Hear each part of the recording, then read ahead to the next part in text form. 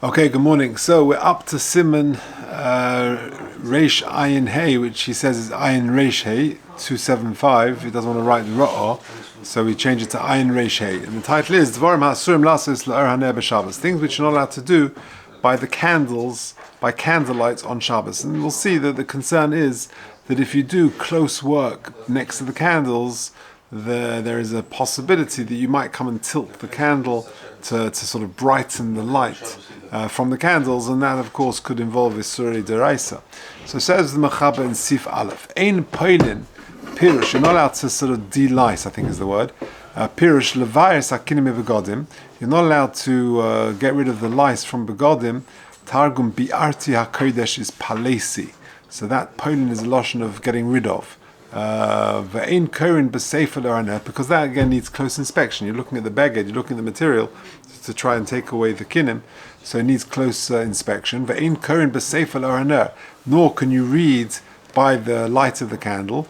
Even if you're not sort of verbalizing what you're learning, which would need closer reading. You know, if you're learning the Haftorah out loud for the whole tzibur, you sort of look more carefully to make sure you read every single word correctly. But if you're just sort of learning, if you're with this sort of without articulating the words, enunciating the words, then it would need less close inspection. Either way, even though you're not being Meitzah B'Fiv, you can't read by the candlelight. Shemiyate, you might come to tilt the candle, which even if the candle is very high up, and you can't actually get there, you can't access it. Chazal made a rule that you can't incur b'sefer l'or haneh, and therefore, even if it's a bit far away, lo chilku chachom b'dover, and therefore it's also across the board. Therefore, for this reason, even if it's in some sort of lantern behind a sort of a glass cover, or it's sort of it's in a wall, in a hole in the wall, and so too with the wax candle, even though there's no concern of the oil and tilting the wick, still all of these things are also, it's a low plug, and therefore you can't read by close candlelight on Shabbos. Okay. Says the Mishnah Brura, Sif Katan Aleph, Ein Korin, Vuadin she'ein boitkin besitzis, boitkin hasitzis. Any other close inspection, any work which needs sort of careful looking, you can't do it by candlelight. Anything which needs close inspection. You might come to tilt the candle. Lahovi hashemen lefi hapsila. You might come to sort of move the oil to flow into the wick a bit more, and therefore you've got problems of havara, which is nisderaisa. Ba'ashoshis, and therefore it's low plug, and even if it's behind the glass, it will be a problem. Now, what if the lantern is locked away and you need to access it with a key? Yesh matirim. There are those who allow it because the reason is the dafka b'shegva haneh esekomis also. When did they prohibit it? When the candle or the light is far away. Mishum shedark kein lepamim sharadezeh yirek mashe b'gavoya. Because sometimes you go on a ladder or you climb up and you can access it. Mashen kein lahaske, but here, when you have to sort of get to a key and open up a box or something, she'ein darka klalim lo mishum issa Shabbos. You're not going to really do that. Ein lo hekeira v'lo shach sheyiftach lahatos. Sorry, islek here. There is a heka, and therefore it's not really shaykh that you might come to tamper with it. The domi lekore perek b'mei madlikin. It's like reading b'mei madlikin, which is itself is a reminder not to do all these things. V'yesh oisrim b'chol gavna mishum leplug. And others say no, it's also. And even if you haven't got a key, so even if you need a key to access the lantern, it's still also mishum leplug. V'ayim beli rabbi shemetzatid lahatze b'shemosa hamaftech le'odem acher. If the Eli Rabbi says that if you give the key to somebody else, that would be okay. The domi la'omi lachaver tendat cholai shaloi ate to matzah b'sif gimel. We'll see in Sif Gimel that if you appoint a shomer to sit with you, I think Rabbi Chaim Kanievsky, in Bnei Brak, Rabbi Chaim, and based on the Pesach of the Chazon Ish, wouldn't use electricity on Shabbos. He's worried that the electricity stations are manned by Jewish people, and therefore there's that concern. From the grid or electricity in general? Yeah, from the grid. Yeah, so They have generators. Yeah. So there's a footnote about the generator. But either way, he would often appoint his grandson or something to sit with him, and he used to you can appoint a shomer, which is basically Sif Gimel, to remind you. So also likros l'araneh b'yom ha'mokum ha'ofel, and therefore to read by the light of this candle b'yom ha'mokum ha'ofel in a dark way would also be a problem. Okay. Gimel v'chein koya reisha. This is going on the reisha. V'chein b'ner shel shaiva koya reisha. What does that mean?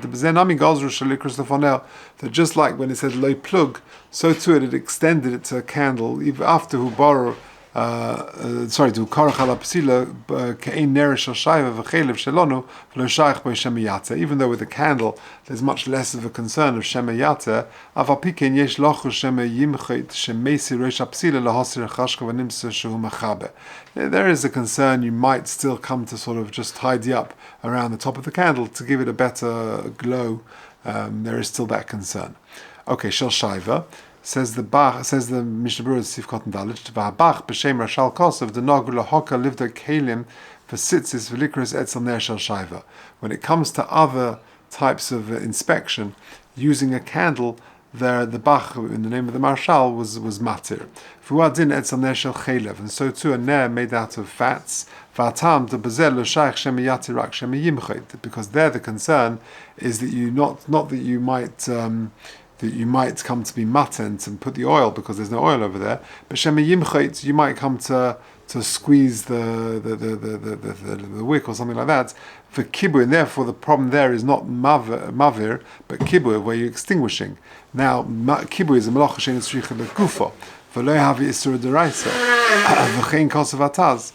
And therefore it's not considered a particular problem because it's a malach shein tzrich legufa, and to make a gezeira against the drabonon we're not really worried about. That if there's no real reason, then you should be machmid or yeshemrim the kibu have malacha deraisa because of b'sef siman session lamadalet, because there are those who say the malach shein tzrich legufa is chayev. If you look at footnote 12, he's referring famously to the shit of the Rambam. The Rambam paskins like Rabbi Yehuda, the malach shein tzrich legufa is chayev. And therefore, if there's no reason to be makel, then you shouldn't be, and better not to read even from a candlelight, even for things which are, for things which tzorich like tzitzis and kalim and things like that. Okay, v'oli rabbi kosov b'shem ha'mal b'sheyantov the b'nei shel shaiva shaykh gamkein shemiyata. There's still concern shemiyata even with the candlelight. Ve'evi lezes smuchim b'divrei Ramban. He brings a raya from the Ramban. V'chein kosov be'hagra the b'nei shel shaiva hu adin shel chelev shaykh gamkein shemiyata. That even with a candlelight or made out of chelev of fat, it's still possible to be over shemiyata. When we call makom nearly the beneris hatovim shelanu, in our quality candles, everyone would agree that would be fine. No one's really going to play around with the quality candles of our day. Only more for oil wick thing is there a concern. Regular candles don't really need any touching or interference. Okay, so in short, what have we said? That Chazal made the gezeira that you can't read or do anything which needs close inspection next to an oil lamp, because the concern is shemiyate, which could be could involve burning and making a havara, or shemiyate, or doing something, and that's an issa deraisa. And even it's low plug, so even if it's very high up, if it's under lock and key, that's a machlokas. And in terms of the candles of back in the day of the Mishnah Berurah, which even before the Mishnah Berurah time, where it's sort of less good quality, then it could be there's a debate about that, because it could be putting it out is a malach shein tzricha legufa, which itself is a drabanan, therefore you have to be choshesh, unless there is a need to be, because the Rambam afterward does pass them like Rabbi Yehuda. However, the quality candles that we have nowadays, they would not be a problem. So if you want to sit at the Shabbos table and there's you've got electricity, is less of a concern anyway nowadays. But if you've got candles and you're learning by them, it's much less of a concern because the candles are of such good quality there, the temptation of Shemiyata doesn't really exist as an Mishnah Berurah. Okay, base. V'davka echod. Now, it's specifically a concern when one person is sitting by the oil lamp.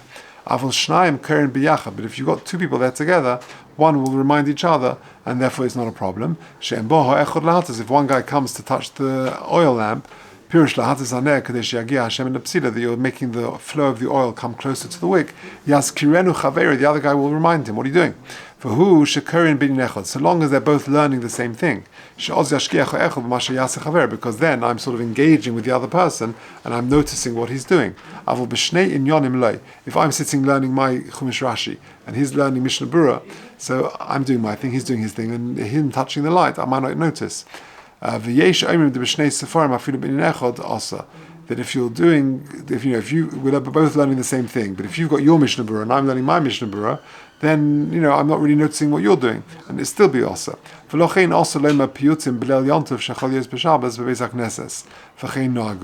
therefore, it would be also to say piyutim when Yontif falls on Shabbos for this reason. So that's the background. Yeah, for those of you who davened, let's say in Hen Adas or in other places, where on Yontif they say piyutim, when Yontif falls on Shabbos, they wouldn't do that for this reason.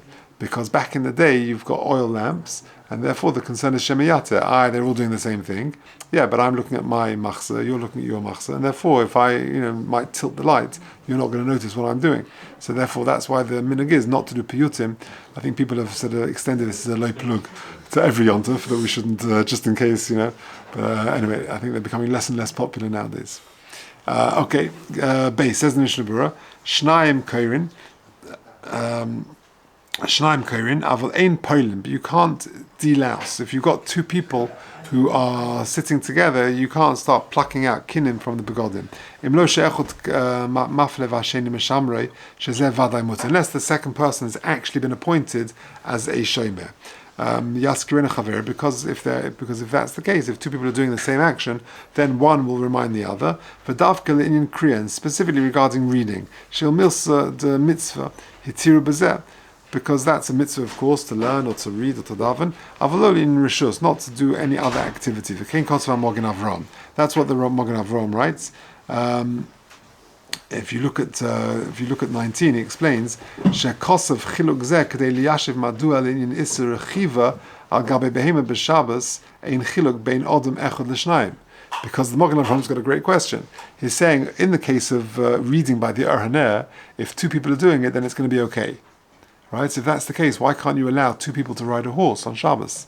Because you've got the same concern. This continues the footnote. The concern is you might cut off a branch to use as a whip to hit the animal, to ride the animal. If two people are riding the animal, then it should be okay because one will remind the other person not to break off a branch. That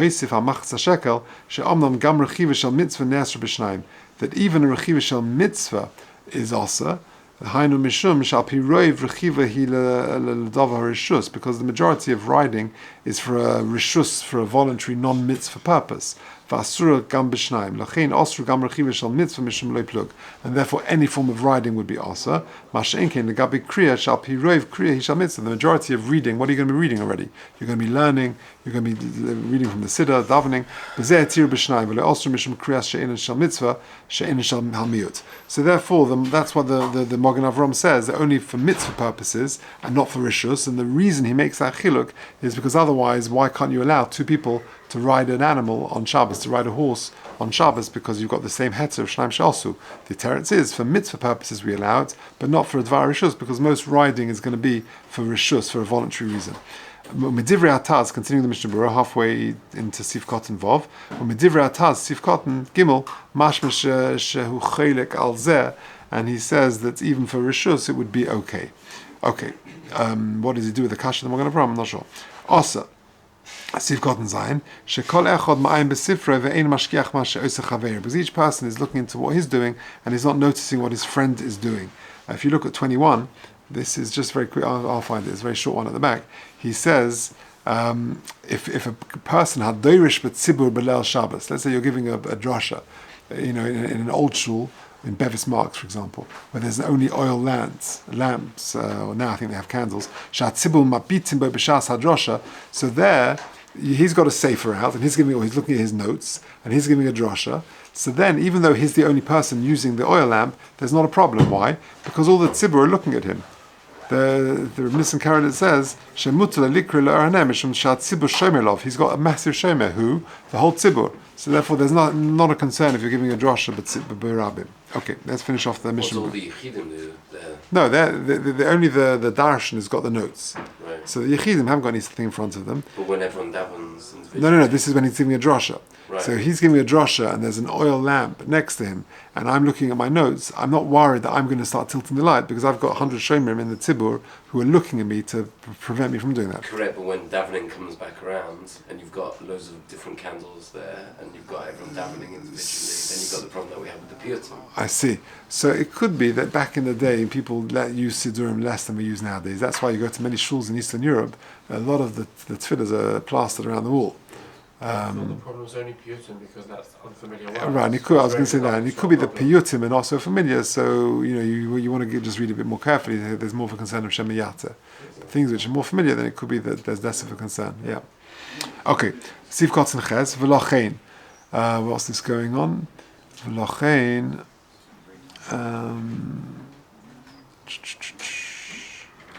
This is the Ramah. V'lochein also loma piyutim belel yontav. This is this point.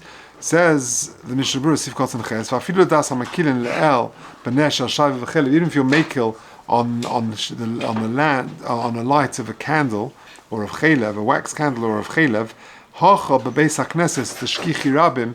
Here, yesh lahachim b'chol gav neshnei piyutim mishum lo plug. Here it's a low plug. We don't say piyutim when Yontav falls on Shabbos. The lefamim yaner shemen, because sometimes there can be oil lamps. Ve'ikach hashash isa shemiyata. That could be zmiris as well.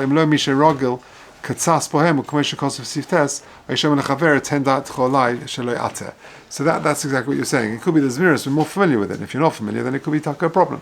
Test beis hakneses pirush afilu sham yesh rabim chashin latoya. Even though there are lots of people, we're worried that you might come to be mater. The cholshken yochid bebeisa is certainly an individual in his house to also learn there. Avl shar hatfila mutz likras besidur learn there. V'hatam shatfila mutzu b'fi hakol ve'ein tzorchi in rav v'avikamei roshi parashah specific. Okay, that's the answer to your question. So with regular davening, we're much more familiar with it. So therefore, there's less of a concern that you might come to tamper with the wick and with the oil. Okay, say that. We'll leave it there.